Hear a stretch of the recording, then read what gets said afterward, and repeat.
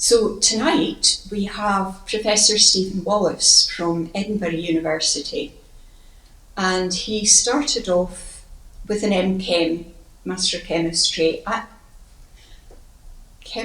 medical biochemistry with industrial technology or something. I've left my notes in my bag. And from there he went to do a PhD at Oxford, following which he did several postdocs at Cambridge, swapping from Oxford, the Medical Research Council, and in the States at Harvard. So he's now back in Edinburgh as Professor of, I didn't put it up there. Professor of something complicated. Yes. Something like, it's a title that would not have existed when I first went to university, which shows you how much things have moved on. But I won't tell you how long ago that was. Anyway, he is using microbes to develop better ways of producing chemicals for all sorts of purposes. At the moment, we're very reliant on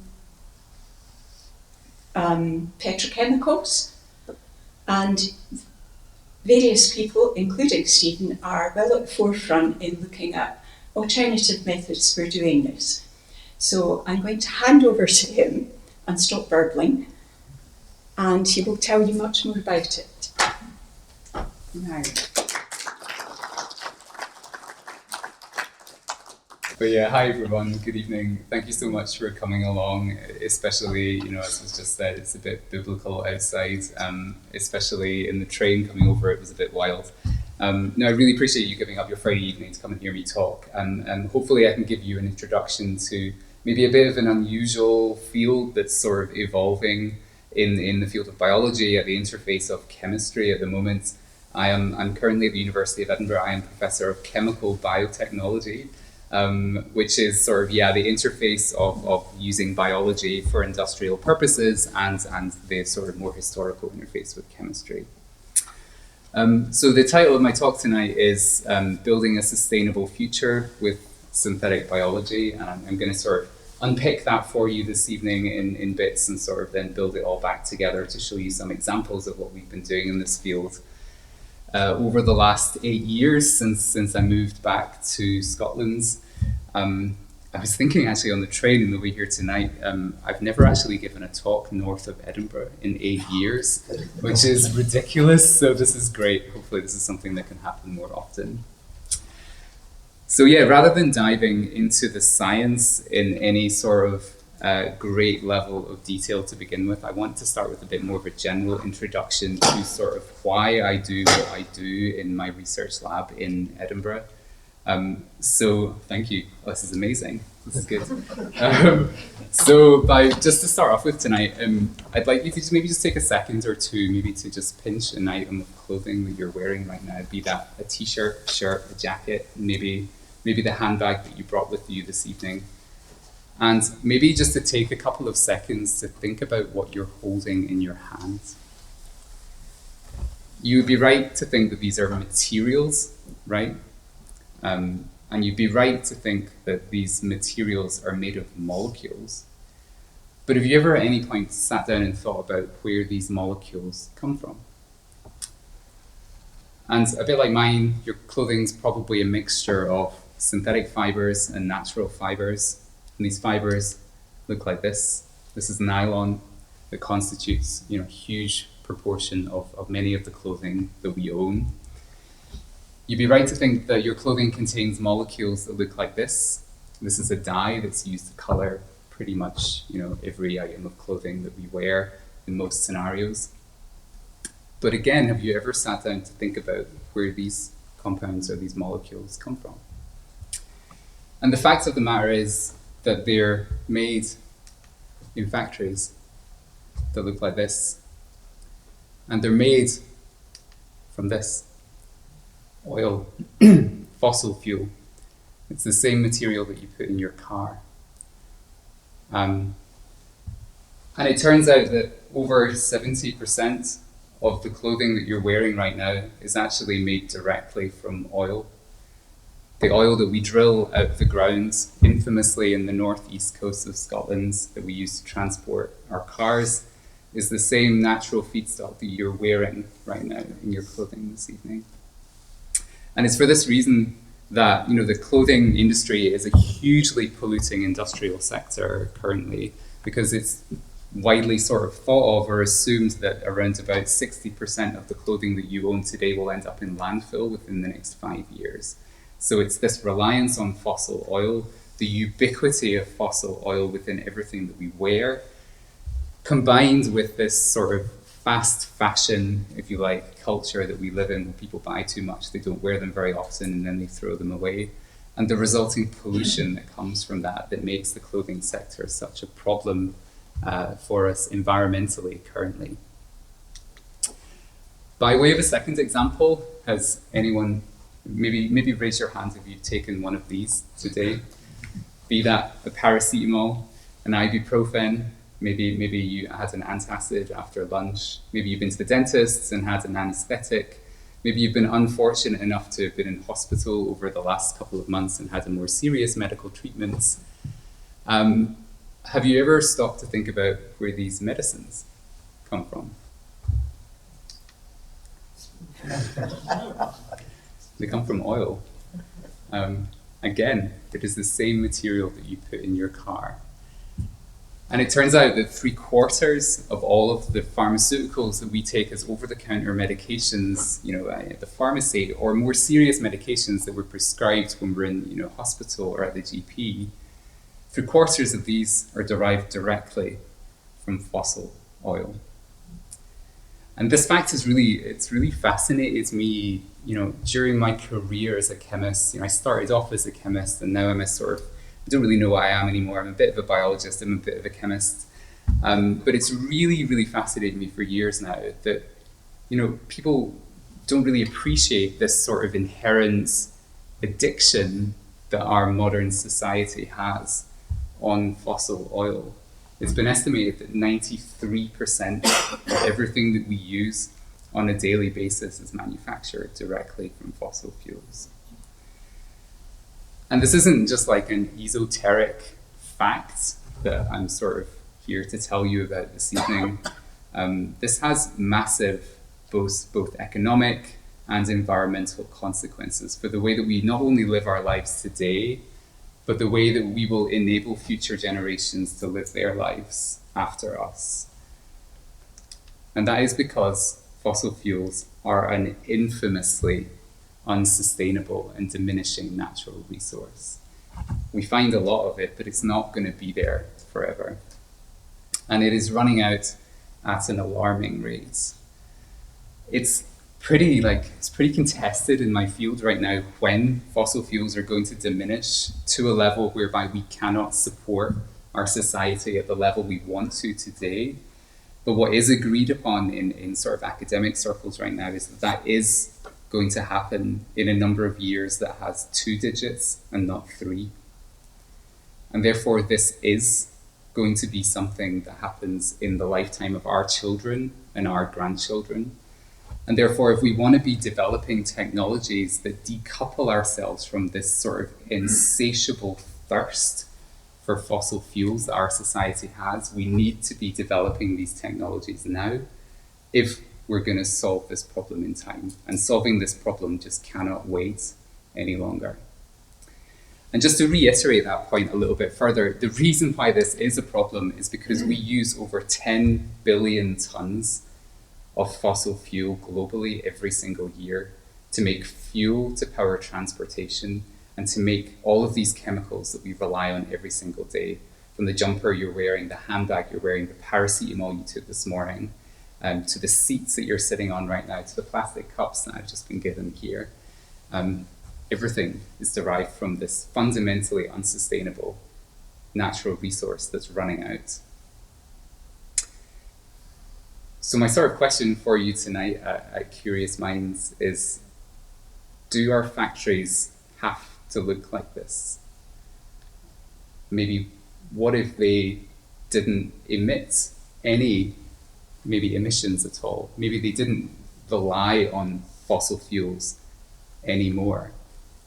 Why are we doing this so unsustainably? Is there a more sort of responsible way for us to sort of lead our lives as a society in a consumer society that we live in today? What if these factories could be potentially living factories? And what I'm talking about are these guys here. These are microorganisms. They are beautiful, unicellular, invisible living creatures that live pretty much on every single habitat on Earth. Basically, everywhere we look, we find them. They're living on your skin right now. They're living inside you right now. They're living in this room on these seats right now. It's been estimated that there are 1 trillion species of microorganisms present on Earth today, and that we currently, around about 99.99% of them are completely undiscovered. And to take that into a sort of a more staggering context, Earth has been estimated to be host to around about 1 nonillion bacterial cells. That's 1 with 30 zeros after it. And to put that into a bit of context, the human body contains around about 30 trillion human cells. And if you multiply that by an 8 billion global population, you get a number that's 2 with 23 zeros after it. So with almost certainty, there are more microorganisms in terms of cells on Earth than there are humans, which begs quite a philosophical question of who is the primary inhabitant of this planet that we call Earth, or that we call home, I guess. Anyway, that's a thought for another day. So yeah, what's really great about these microorganisms is that, they're found in these incredibly diverse environments. Pretty much every place on Earth microbes have been detected. And within all of these environments, they perform incredible feats of chemistry. They're nature's chemical factories. And the fact is, we've known this for over 2,000 years now, because we use microbial chemistry every single day in all of the things that we love. Blue cheese is blue because of a penicillium. Soy sauce is made by aspergillus. Beer and wine are infamously a product of Saccharomyces yeast that I'm hopeful that you're going to enjoy very responsibly this weekend. And even some of the more consumer products that the younger generation, like to partake in, such as Botox, is a microbial product from a Clostridium bacterium. It was evolved as an incredibly toxic small molecule that Clostridium could use to defend itself. And for some reason, completely unbeknown to me now, the younger generation like to put this into their face. But it is a microbial chemical product. So microbial chemistry is everywhere already. But my question, I guess, in this sort of context is this all microbes can do for us? What if, they didn't just make your cheese? What if maybe they could make your handbag? Or maybe they could make that paracetamol that you had this morning? Is there a way where we can do more with microbes than just make cheese, beer, soy sauce, and cosmetics products? This is in essence the field that I work in with my research team in Edinburgh, in an emerging area of biotechnology that's called synthetic biology. In essence, synthetic biology is the use of genetic engineering to basically reprogram cells to do things that they've never had to do before by re-altering their genetic codes, altering all of these A's, T's, C's, and G's, so that they no longer perform the function that these cells have evolved to do. They perform something completely new. They don't make your cheese, they now make your handbag. They don't make your beer in the evening, they make your hangover cure for the next day. It's a bit like rewiring a circuit board. Metabolism is very much like a circuit board. You just need to move things around a little bit, and then when you power the microbe back up, its chemistry has completely changed. And to give you a bit more of a detailed introduction to that, I've given you a metabolic map of all of the chemical reactions here that are going on in a cell of E. coli at any one time. There are around about 600 different reactions that are going on at any one time. And what synthetic biology enables us to do is to effectively coerce the chemistry that's going through these metabolic pathways in one direction specifically, to generate what we call colloquially engineered microorganisms that can perform really amazing feats of chemistry. So in this instance, taking just glucose, so effectively table sugar, and transforming that into this molecule here. This is called itaconic acid, that's used to make various materials for use in clothing. But the really beautiful thing about just simply rewiring the circuit board of microbial metabolism is that you don't just have to rewire it to use table sugar to make chemicals for you. You can just rewire that part of the circuit board to enable you to use something else. So for example, we can rewire metabolism so that it's able to use CO2, so that CO2 is not exiting, for example, a factory as a greenhouse gas emission. It can exit and be captured into a microorganism for it to do new chemistry with. We can use these sorts of molecules here. This is called guaiacol. It's a sort of major component of a really amazing and bioavailable polymer that's called lignin. It's a sustainable natural resource that's widely thought to be one of the most untapped sources of carbon on Earth. And we can even access carbon from really weird sources, such as this here. This is PET, or polyethylene terephthalate, which you'll know sort of colloquially as plastic waste. So the single-use drinks bottles that you use, hopefully more than once, are made of PET. So we can reprogram microbes to use plastic to feed their own metabolism and to turn that plastic into something else. And I'm going to go through a couple of examples this evening of work we've done in this area very, very recently. And that sort of programmability extends to the latter halves of all of these chemical synthesis pathways. So we can reprogram them to make maybe precursors to pharmaceuticals. This is a precursor to a molecule called artemisinin, which is used to treat malaria in the third world. This is a molecule that's used in cosmetics. Many of you probably have this in your moisturizer creams. And this is a small molecule called adipic acid, which can be polymerized into nylon, which you're most certainly wearing right now. So that programmability of microbial metabolism using synthetic biology can enable microbes to do really amazing feats of chemistry beyond what they've simply evolved to do just in your cheese or in your soy sauce. And that's, in essence, what we're really interested in doing in my lab, because potentially this can achieve multiple really important things at once. It can defossilize chemical manufacturing, because all of these compounds here are currently manufactured from fossil oil. If we do this in a bacterial cell, we no longer need petrochemicals to make this molecule. We can make this by fermentation. And if we program the bacterium to also use this at the same time, we're not only defossilizing chemical manufacture of clothing, cosmetics, and pharmaceuticals, we're also cleaning up plastic waste from the environment at the same time. So we got really excited about this possibility for chemical manufacturing, for those sort of environmental benefits beyond just the excitement of microbes doing cool chemistry. So tonight I'm going to take you through 3 sort of really recent pieces of work from my research team. 2 pieces have been press released within the last 6 months. You might have seen some of them in the Scottish newspapers. It's been a sort of infuriatingly exhausting couple of months of press activity for one of them in particular. And I'm going to talk you through one piece of work that we have not released yet at all. And it's completely new. In fact, it's not even finished yet.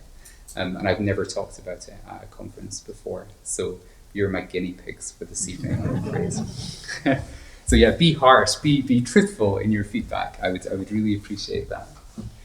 And I'm going to start with that unusual first project that's very, very new.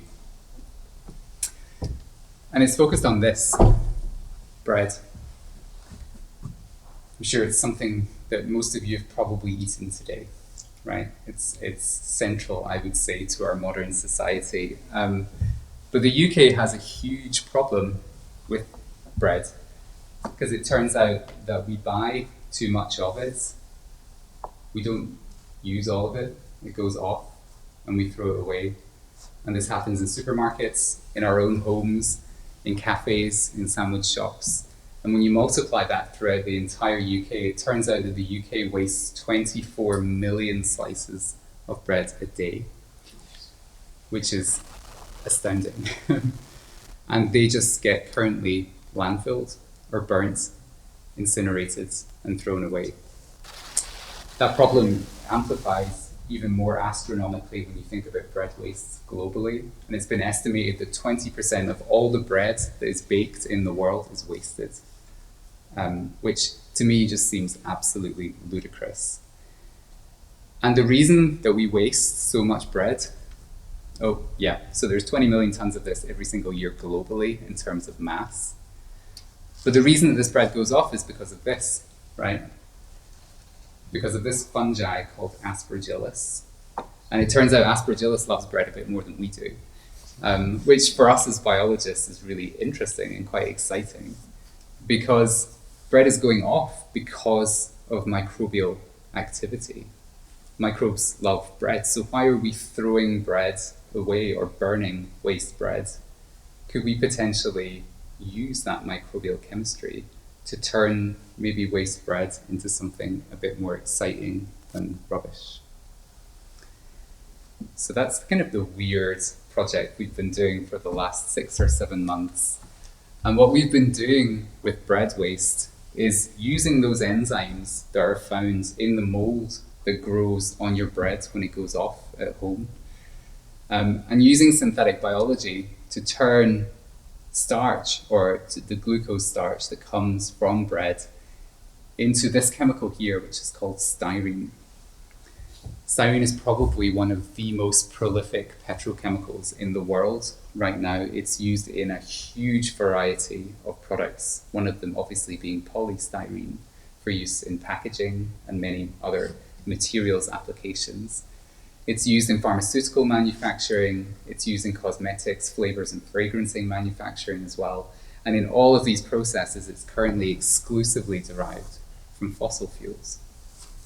One of the most obscure applications that I've been able to find is it's actually used in rubber ducks, are made of a polymer of styrene.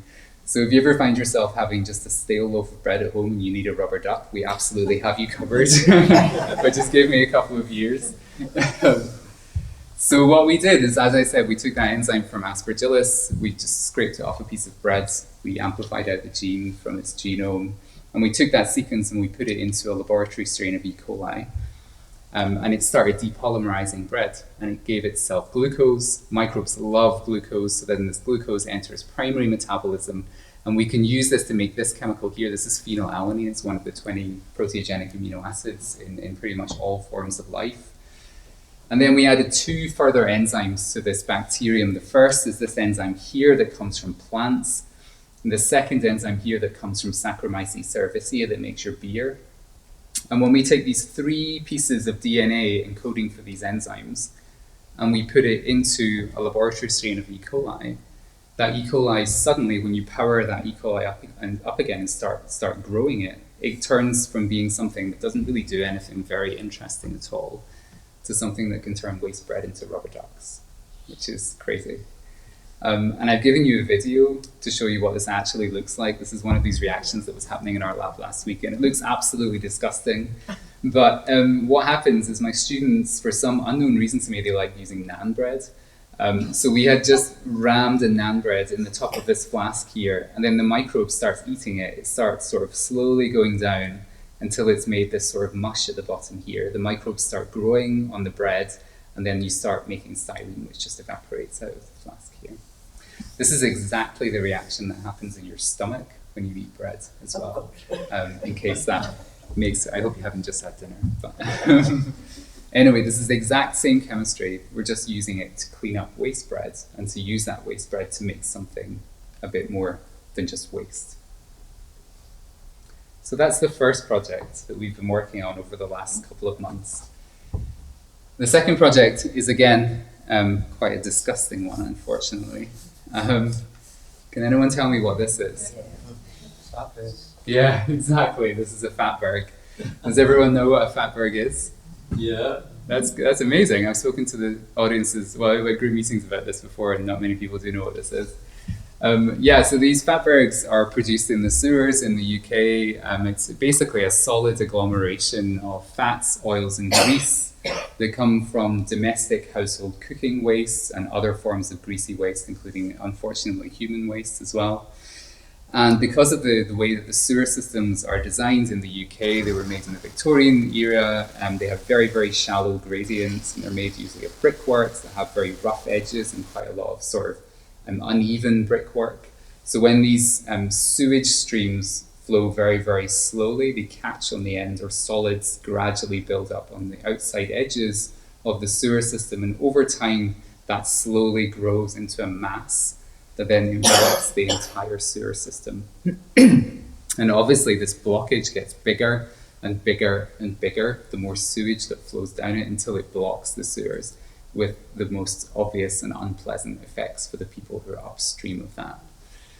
And it turns out this is a huge problem in the UK. There was a fatberg that was isolated in 2017 from the sewers in central London that was 25 metres long and weighed 3.1 tonnes in weight. And for some reason, unbeknownst to me, they displayed it on the street for about a month afterwards. But people were really excited to go and see this, so that's fun. That's great for them, I guess. But it turns out there are 300,000 fatbergs that are reported every single year in the UK for these reasons. And the only way that we know how to get rid of them at the moment is by manual excavation. By this poor chap here, who possibly has the worst job I've ever heard of in my life.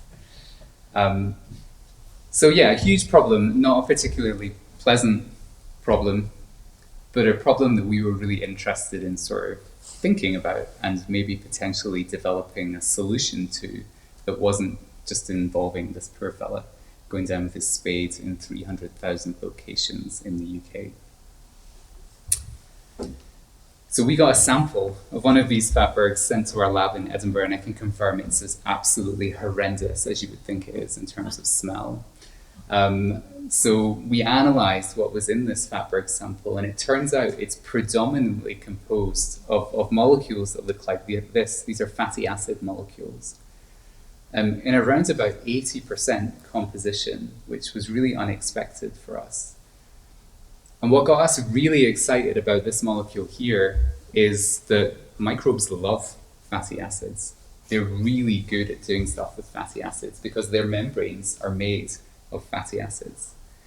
So we were like, okay, could we program a microorganism to turn fatberg waste into something a little bit more interesting, or perhaps something that people would use maybe in the future?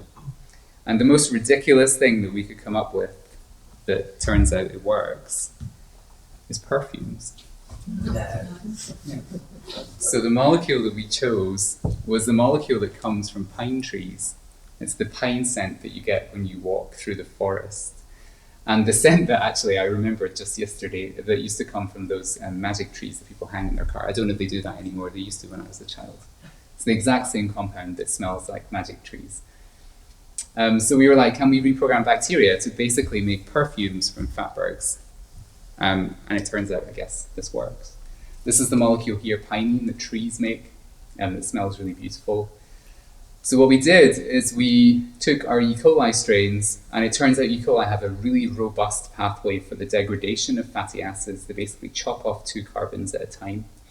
It's called beta oxidation. It's a native pathway in pretty much all bacterium. So they break down fatty acids to make this molecule here that's called acetyl-CoA. We then add 5 different enzymes to this bacterium, which transform this molecule here into geranyl pyrophosphate, which is this chemical here. And then we take the enzyme from the pine tree and we put it into bacteria. And when you combine those 6 sequences of DNA in total, in the end, when you feed bacteria sewage effectively, they start looking like this. The sewage clarifies, the microorganisms start growing, and the lab starts smelling of trees. which is really cool. So my question to you tonight is, would you wear perfume that was made from sewage waste? It's a genuine question because usually people say no. But again, I think people don't realize the perfume that they wear is currently made from oil, right? So if you wear fossil fuel, if you wear diesel on your face, then why won't you wear fatbergs? So I haven't pitched this to Chanel yet, but maybe this is something we'll do in the future. But I think it's a really poignant demonstration of what synthetic biology can potentially achieve in the future. If we can dig up sewage waste from the sewers and turn that into a process that can potentially defossilize cosmetics manufacturing, imagine what else we could do. The last example this evening that I want to take you through is one that's pretty close to my heart, and it's one that we've been working on for a number of years now. And it's something that I mentioned briefly, and I'm holding my hands actually, at the beginning of the lecture. And that is plastic waste. Now, I don't have to profess in any way at all to an educated audience like yourself the severity of the plastic waste crisis that we face right now. In essence, we make too much of it. We make it from fossil fuels exclusively. We use it once and we throw it away, where it's either incinerated, it ends up in landfill, or even worse, it ends up in the ocean. And I was really fortunate to talk about some of our work in this area a couple of years ago at COP26 in Glasgow. And I met with an environmental scientist there who told me that if you were to take all of the plastic waste that's currently polluting environments around the world right now and bring it together, you could create a plastic bag that would bag the earth. And I think that's a really dramatic and horrible way to think about the scale of the problem that we face right now. But it's certainly a motivation that carries us in our research in this area currently. And it's important to note that there are amazing industrial technologies. Scientists have really had a bit of a call to arms in this area over the past 5 years. We've developed some really incredible recycling technologies based on microbial chemistry, actually, that are being commercialized in France, actually, from this summer by a company called Carbios. But there is a real inherent problem with the recycling of plastic waste. And that is, if you take, say, for example, a plastic drinks bottle and you recycle it into another plastic drinks bottle, it's inevitably of lower quality and lower value than that original plastic bottle was itself. And you see that in the supermarkets with recycled plastic drinks bottles. They're slightly colored, they're not quite as strong as they used to be in the initial bottle. And when you keep doing that, you keep recycling that plastic bottle, it goes into a process that we call downcycling, where it inevitably gets weaker and weaker and lower value until it inevitably ends up in landfill or being incinerated or ending up in the ocean. So it doesn't solve the problem in any way, it just delays that journey to landfill or for plastic waste entering the environment as pollution. So we were like, there has to be a better solution to this. And so we were like, okay, could we potentially do what I've just been talking to you about this evening? Could we reprogram a microbe to live on plastic waste and to eat plastic waste and to potentially turn that into not just another plastic bottle, but into something a bit more interesting industrially? And what we did just 2 months ago was this. We reprogrammed bacterium to turn waste plastic bottles into paracetamol. That medication we were talking about at the beginning of the lecture today. And we're really excited about this because it is, as far as I'm aware, the first example where somebody has taken a plastic bottle and not just turned it into another plastic bottle, but actually turned it into a source of human medication. So we can take this environmental pollution that is, destroying the planet effectively and use it to cure human or to solve problems in human health. And I think that's a really interesting step forward in the plastic waste crisis discussion And we're hoping this technology is going to be potentially taken up by companies very, very soon. To take you through exactly how this happens, it turns out that there's an enzyme that was found actually in a plastic waste dump. It was in a microorganism that was present there, and we can depolymerize plastic or polyethylene terephthalate into this chemical here, which undergoes a really weird rearrangement reaction that doesn't bear any consequence for tonight's discussion. But anyway, this compound here rearranges into this molecule that's called para-aminobenzoic acid, which is a really central metabolite in pretty much all bacteria. In fact, it's used to make DNA. And when we detected this compound in our bacteria, we got really, really excited because we knew that this chemical here was only 2 steps away from making paracetamol. So we took 2 further enzymes. The first is from mushrooms, and the second one here is from soil bacterium. So when we take these 3 sequences of DNA, 3 tiny pieces of DNA, and put it into normal E. coli bacterium, it turns out from a bacteria that does pretty much nothing to one that will make paracetamol from waste plastic bottles. And we're really excited about this at the moment because obviously paracetamol has a huge global market currently. It's made, I don't know the numbers off the top of my head, but it's quite staggering. It's made exclusively from oil. People don't realize that the medication they buy when they're hungover from the supermarket is just a refined petrochemical. But it's made exclusively in India and in China, and it's then transported to the UK for commercial use. And what people don't really realize is that during the COVID pandemic, the UK almost ran out of paracetamol. And that is because it's manufactured at the other side of the world from fossil oil. And when those global supply chains are interrupted during periods of sort of global unrest, during COVID, for example, those supply chains are impacted. And the local supply of medication suffers as a result of that. And we genuinely almost ran out of paracetamol in the UK during that second year of the pandemic for those reasons exactly. So there's a real drive by the British government right now to sort of onshore these medicines manufacturing technologies. And we think this could be potentially a really exciting way to make paracetamol in the UK. And whilst doing that, clean up plastic waste from the environment at the same time. Somebody told me just last week that it's been estimated that 97% of the beaches in the UK are currently polluted with plastic waste, which I think is extraordinary in a terrible way. So yeah, we got, if you want to check out the academic publications that are associated with this, they were published just a couple of months ago. This has been published since in The Guardian by the BBC, in various articles online that I'm sure you'll be able to find. But really just at the end of my talk, I really want to hit home this point that I raised just at the beginning of my lecture this evening. And that is to really emphasize why this research is incredibly important. It's not just an esoteric sort of endeavor that we're doing in a small university lab down in Edinburgh. It is important because our modern day society has this insatiable thirst for fossil fuels. It's not just our paracetamol, our perfumes, or our rubber ducks that are made from fossil oil. It's over 90% of everything that we use on a daily basis. And we've known this for a really, really long time. And we've had really brilliant sustainability initiatives that have been put in place for the best part of 30 years now, since the Paris Accord at the beginning of the 1990s.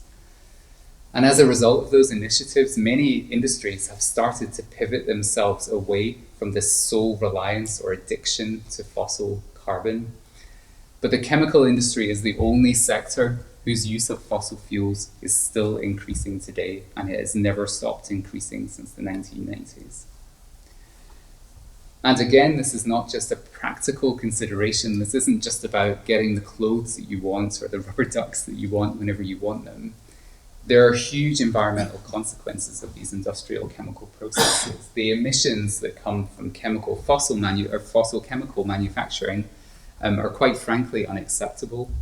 And they're one of the major drivers of global climate change. They're causing raises in global temperatures, raises in oceanic temperatures, and increased sort of frequency of severe weather events. And maybe tonight is a great sort of backdrop for that discussion in a bit more detail. But these are inevitably the effects of climate change induced by human industrial activity, and the chemical sector is probably the most prolific within that problem.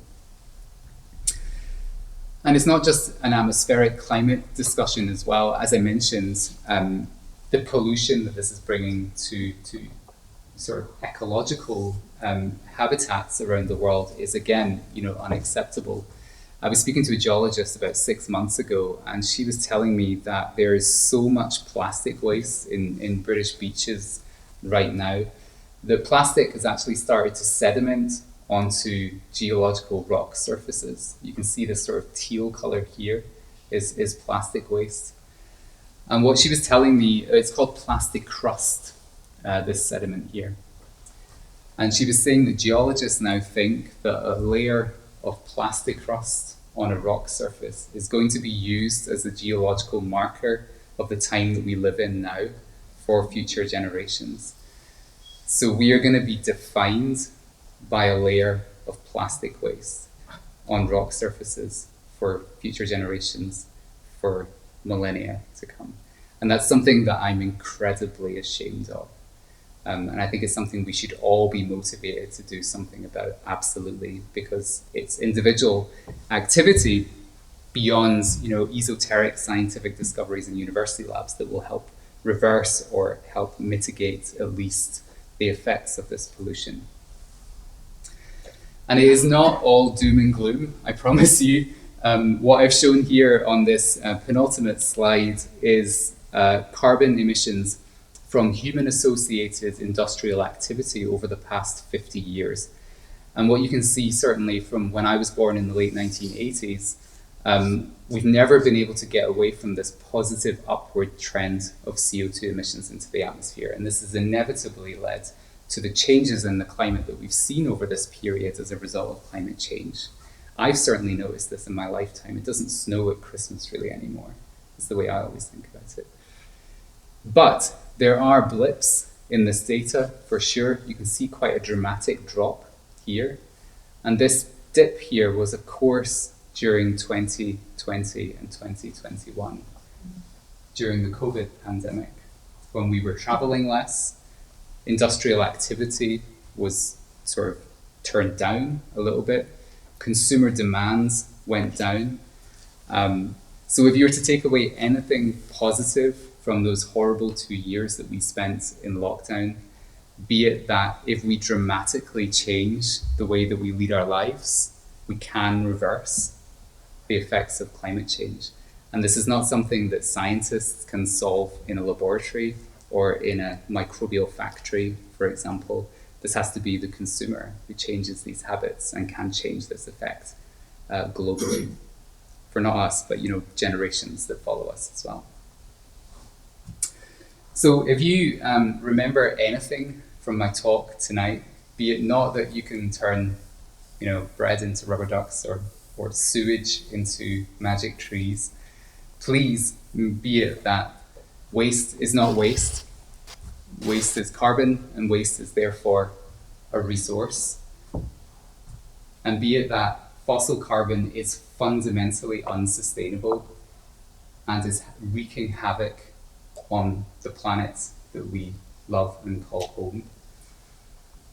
And that synthetic biology, through this beautiful and programmable chemistry of microorganisms, can reverse these catastrophic industrial events and trends that we're going through right now to create us a future that we can be really proud of, one that's not destructive to the environment around us, but one that we can pass off to future generations and be genuinely proud of.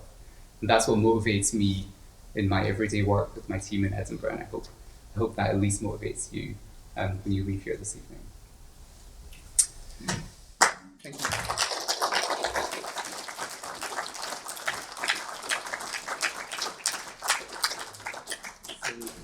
These are all the brilliant 20-year-olds that I work with at the University of Edinburgh. A really, really talented group of researchers who carry out all of the research that I've shown to you this evening. I have to thank these people for funding a lot of the research that we do. There's some companies here who we've worked with closely in Scotland and beyond to help us really make sure that the work that we do has a bit of impact in industry. And I've given you some general sort of media articles at the end that have been thrown around over the last 6 months. If you'd like to read a little bit more about the work that we've done, certainly this year. We also have a piece in The Guardian from a couple of years ago where we programmed bacteria to turn plastic bottles into vanilla flavouring for use in food. And if you're interested in learning a little bit more about microbes and what they can potentially do to mitigate climate change, I recorded a TED Talk in Vienna a couple of years ago, which is now available on YouTube. If you want to watch that, please do so, but not with me present because it's excruciatingly embarrassing to watch. But thank you so much for coming along on Friday night. I hope you learned a little bit about microorganisms, and I hope you enjoyed that. Thanks.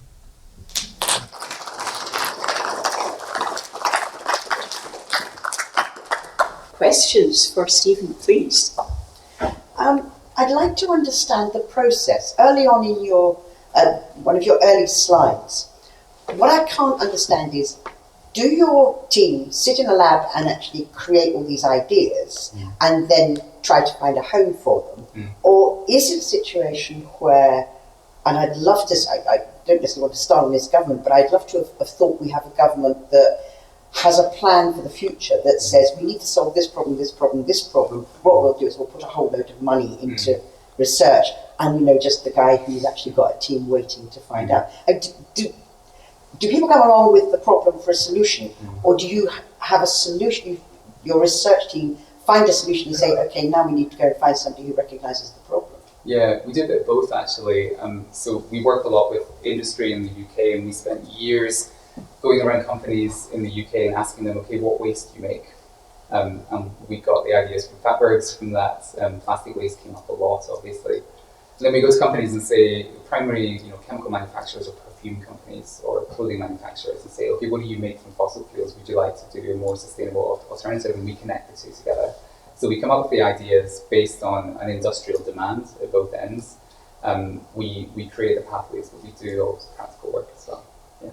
And in terms of government funding, it's good at the moment. Actually, I think there has been a growing realization that there has to be more sustainable industrial solutions for the future, right? And the early stage scientific research has to be funded in a way that enables that to happen in the time that it needs to happen. For that reason, we have just this summer actually we've just been given £15 million to establish a centre for research, sort of expertise, I guess, in this area, which is going to run out of Edinburgh starting in 3 weeks' time. So yeah, there has been investment, which is great. Gordon? Are you confident that the process can be easily scaled from the laboratory to industrial production? Because it looks very, but obviously you're going to have some sort of mass production way of doing this. That is a very complicated question, but a very poignant question right now. It's definitely the stage or the sort of mindset that we're in right now as well, because we are an early stage academic discovery lab, right? But that question is something that is so important from this point forward. The answer to that question is probably, I think. So before we discovered fossil oil, I think people forget that we used to make everything using microbial fermentation, right? So these technologies can be scaled. We know that because that's how we lived our lives before we found oil. And there are really great investments in the UK into facilities that help us scale to pilot level from small flasks in an academic lab to proper large-scale reactors. And one of them is based in Edinburgh, actually, at University. And it's funded by an organisation that's called the Industrial Biotechnology Innovation Centre, which is Scottish government funded, which connects industry and academia in biotechnology across Scotland. It's a wonderful organisation. And they have a scale-up facility that's based at Herriot, and we're planning to use that to try and make as much paracetamol as we can. Are you worried that any of these bacteria are going to escape from the lab and start producing not just useful stuff from the plastics, but something that's actually toxic? Because I would think that is quite possible, that there's a lot of toxic substances in your intermediaries there. Yeah, it's a really good question. Certainly in E. coli, we would never use E. coli for an industrial process because E. coli does make some toxic compounds that are not great, and if that bacterium was to be released. But there are many microorganisms that can be used on scale that are perfectly safe to use. you can design them also in a way, so the plastic to paracetamol is a great example, because remember the compounds in the middle that make DNA, we conditioned that bacterium so that if it runs out of plastic substrate, it dies. So even if it was released into the environment, it would only be making paracetamol until there was no plastic waste left. And if my career gets to the point where, you know, bacteria only die when there's no waste left in the world, I'm okay with that. But no, I totally agree with you.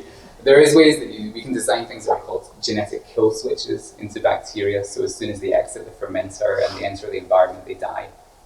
So it's something that we've been thinking about as synthetic biologists for a long time, and it's something that's relatively easy to control. Yeah. Thanks.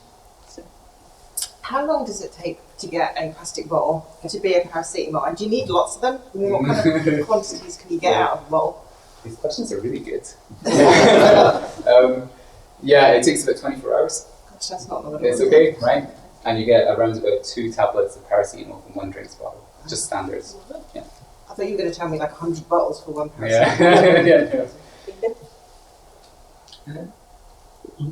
My question was the opposite of the problem of these bacteria producing poisons, which is a bacterium going rogue and dissolving things that weren't waste, e.g. your clothes, the curtains, water pipes, gas pipes, electrical insulation and so on.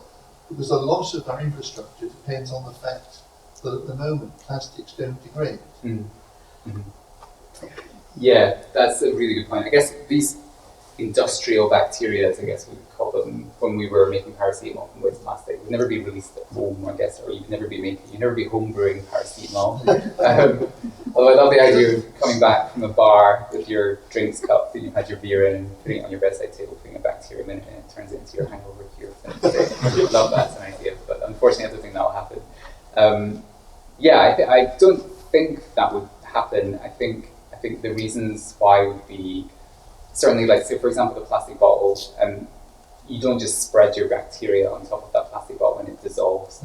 You have to sort of heat it up quite high to make it, to sort of break it into sort of a microcrystalline form that creates a lot of sort of crevices in the structure that the bacteria go into and then start dissolving the plastic.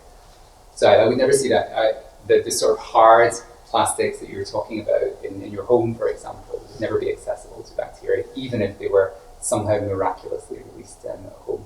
The plastic waste source that we're using at the moment to try and scale this up is really interesting, actually. And it's a waste source that's generated just outside of Edinburgh. In a source of plastic waste, it's called stamping foils, which I'd never heard of until a couple of months ago. And basically what it is when you transfer a label onto pretty much anything, be it a bottle of wine, a bottle of whiskey, chocolates, shampoo, or anything. These products go along a really fast-moving conveyor belt, and that label is transferred onto the product from a very thin layer of PET plastic, and they're called stamping foils. And then that plastic lace just runs off the end of the conveyor belt. And there's a company outside of Edinburgh who's one of the main European manufacturers of stamping foils, and I think they sell mainly to Grant's whiskey, I think, or Famous Press whiskey. But they make 200 tons a month of plastic waste from this process, which is landfilled in Scotland currently, which is insane. And this is really thin plastic that the label's transferred from. It's perfect for bacteria. So we're using this as our primary source of paracetamol currently, to try and basically take that out of the ground. So that was a convoluted answer to your question. If that helps. Is there a sort of an idea that you have before you start as to what you're going to have to do to get from A to B? Or is it just trial and error that your PhD students have to work out? Yeah, it's a bit of both actually. I love like sitting down at the beginning of a project just on a big blackboard or whiteboards and just sort of thinking out the ideas. And it sort of comes out of my so my training is in chemistry, as you said at the beginning. And I think in molecules. I think about how we can transform a molecule into something else. So it's basically doing what I've been taught to do in a chemistry lab in the context of a microbe. And I don't think many research labs have that sort of vision or that sort of ability to think in that way. So that sort of answers your question. Okay. But yeah, we have some really strange waste sources actually that we're working on at the moment, which is really bizarre. I can tell you about one if you like. We have I was getting my hair cut a couple of weeks ago, and my hairdresser had seen the BBC article on the paracetamol, and I was like, oh, what waste do you generate here? And he was like, hair. And it turns out it burns currently. It's not really used for very much. Very little of it is used for wigs, etc. It's just incinerated currently. So the sort of creative process that we're going through, which is just what you're talking about, is what would you like to make from hair? And maybe you can help me do that tonight if you like. One more working hypothesis we have at the moment is that we could feed this to some weird strains of yeast that they make these things called sulforolipids, which are used in shampoo. And to turn waste hair into shampoo. Moths already do this, don't they? They live on keratin. Moths do? Oh, interesting. Okay. So we're actually in the process of looking for those keratinase enzymes, and I didn't know there was one in moths. Well, that's why moths eat holes in your clothes. They eat the fibres that are made of keratin, like wool. That's amazing. Do something interesting with them. That's great, yeah. So that's So exactly you can't right. wear your clothes anymore. Let's sequence them off, take out that gene, and then put in. I mean, that's what synthetic biology is. That you see something happening in nature, you think that might be useful. Yes. It is by definition encoded by a sequence of DNA. Take that DNA out, program it into a bacterium, make it do And something. spiders recycle moths. as Exactly. thread. Yeah. I was just thinking the same thing. Yeah. Very good idea. There are very well resourced vested interests in not transforming to these other sources. Have you actually come up against problems like that? People spreading misinformation like the one David suggested, that these things could escape and eat all the plastic around us. I can imagine all sorts of scenarios. Yeah, that's a controversial question. I feel like we need some wine before we have that conversation. But yeah, it's interesting. We're doing a lot of briefing documents at the moment, and we're going to be present at COP next year. And I think there's a lot of talk about sort of political motivations or lobbying from the petrochemical industry currently. Because yeah, it's financially not in their best interest for us to be doing this science. And I haven't come across that. And to be honest, I sort of insulate myself. I just don't really care. Right? I'm an academic. I'm not an industrialist. So we just keep doing what we do, and then let them play the games that they want to play.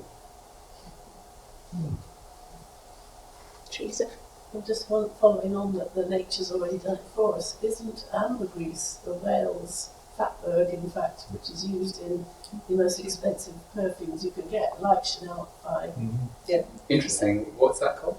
Ambergris is Ambergris. a Ambergris. lump of vomit that comes out of a whale occasionally. They sort of, yeah, you have to Google it exactly what it is. It's a sort of bit of vomit that's surplus to whales' requirements, and you find rocks of it on the beach, and that's what they use to. It's very valuable, incredibly valuable.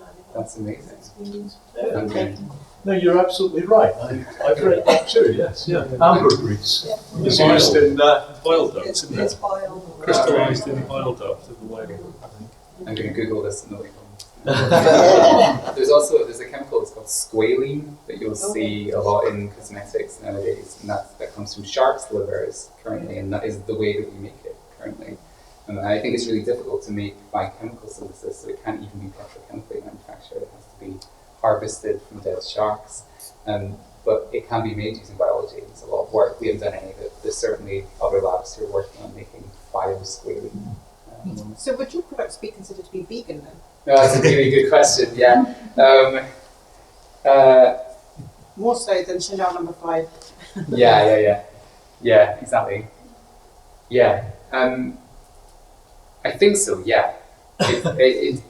We've been having this discussion with somebody recently. It depends. For the bread projects, it depends on what kind of bread you use. So it's nothing to do with the microbe. We tend to, instead of calling it like petro or eco or something, we tend to call it biotechnological. The terminology I think is going to be used for research products. So the question is difficult to answer, but it absolutely can be, yeah. Did anyone here listen to the bottom line on the Radio 4 yesterday? They were talking about something about, I only caught the last 5 minutes of it, and I didn't hear the beginning. Something about the intellectual property of university research when it's scaled up for a commercial application. And they were talking about, do the universities get a cut of the commercial benefit when these things go large scale.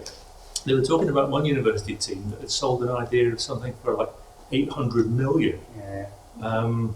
And if this is going to replace the petrochemical industry in producing 95% of everything in the world, University owns a lot, right? the rewards are A lot. it's enormous. Isn't it? Do you have to put much energy into these processes, or do they just run along quite well at room temperature or environmental temperature? Yes, brilliant question. The hottest that we would ever take them would be 37 degrees.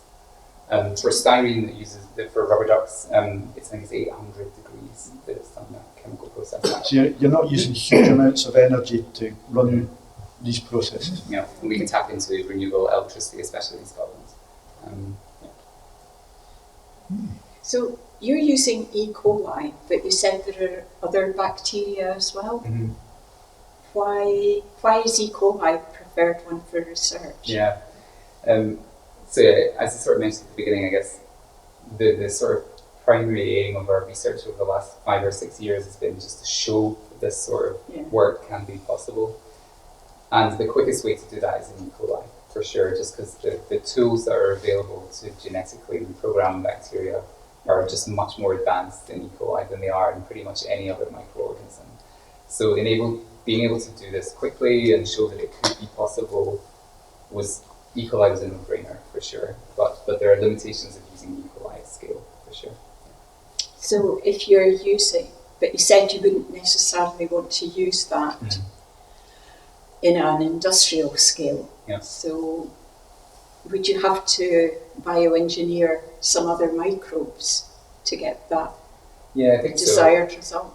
I think so, but I guess because metabolism is fairly well conserved between most microorganisms to a degree, the learnings that we've made in E. coli can be quite quickly translated into other microorganisms. So things like Saccharomyces yeast is a really good, scalable industrial microorganism. We're moving a lot of pathways into that at the moment for those reasons of scalability. I was just wondering, when you set out the problem at which you're trying to solve, do you usually start off with the waste and then work towards the chemical, or do you start off with the chemical and then find the waste? Yeah, well, we have came at it, as I was saying, sort of kind of holistically quite a lot of the time, but I definitely recently we've started with the waste and asked the question, what's the craziest thing that we could make? I mean, perfumes from peppers is a good example, right? Shampoo from hair is a good example as well. But yeah, I was just wondering which is the most lucrative chemical. Yeah, that's a great question as well. And I think, if we were being private sector industrialists in this sort of situation, we would of course take the lowest value waste that we could find and make the highest value chemical that we could think of. And they tend to be quite high value medicinal intermediates.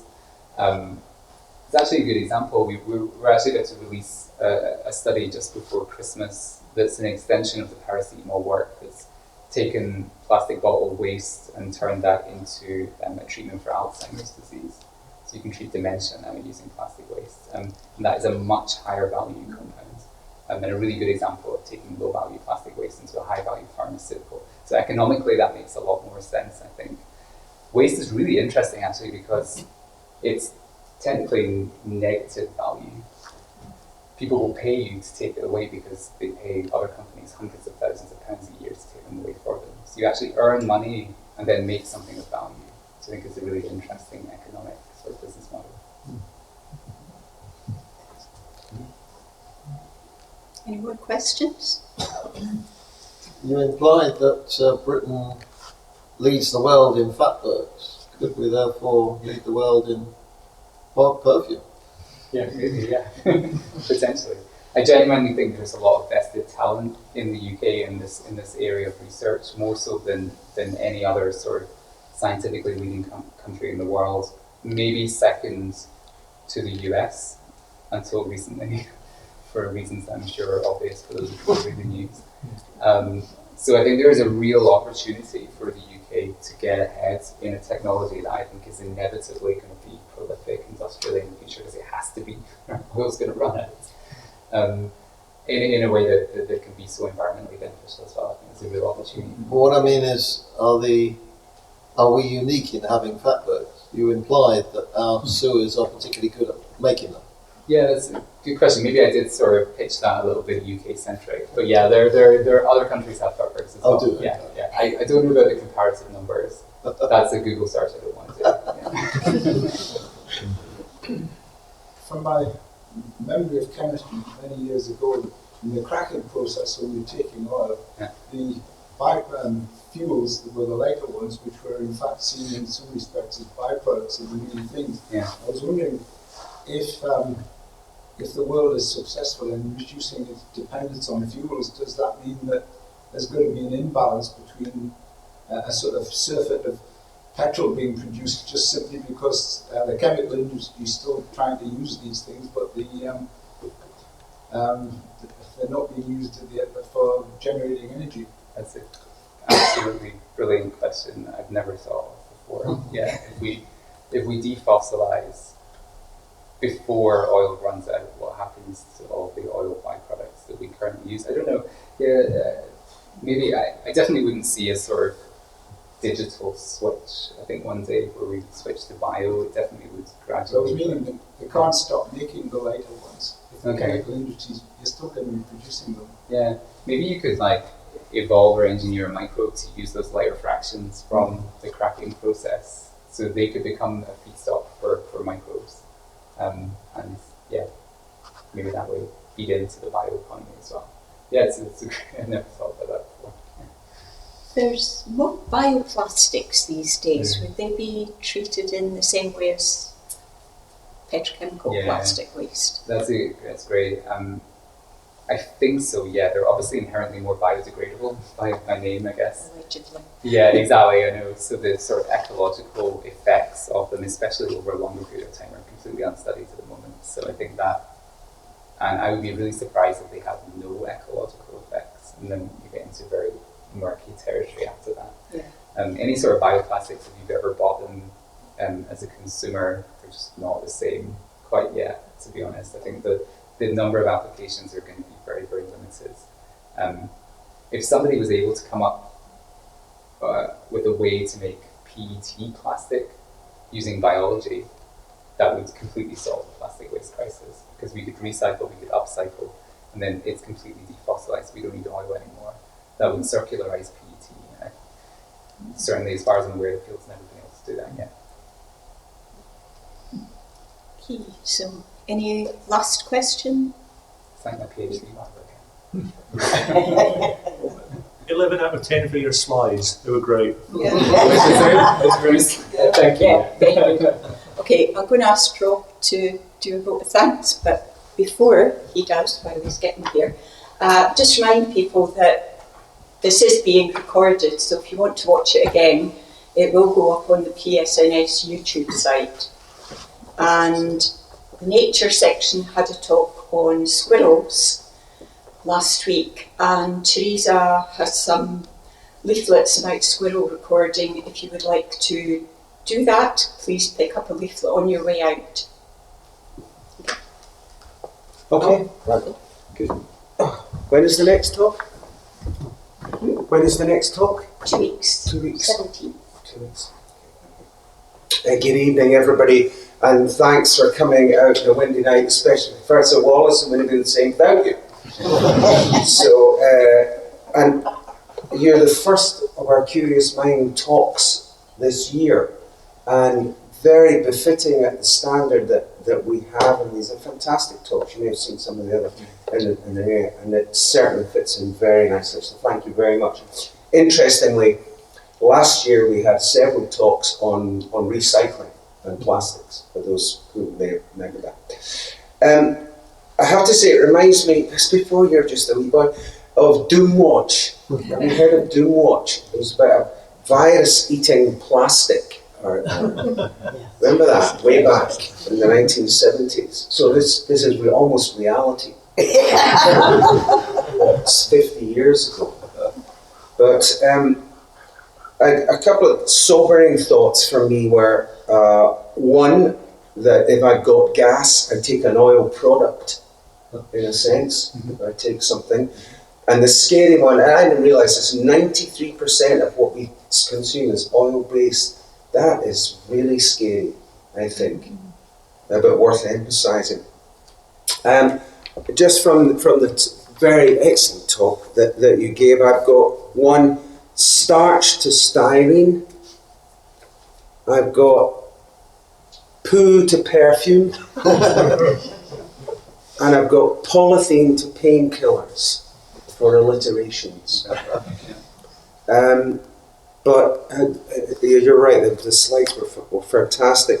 I think what you have given us, if you can pick your way through the politics and the breakout companies and all this stuff, and the royalties and the IPs and all the rest of it, is that you've given hope, I think. You give hope that we can change things, especially for the guilty who are made all these plastics, for all the stuff that we wear.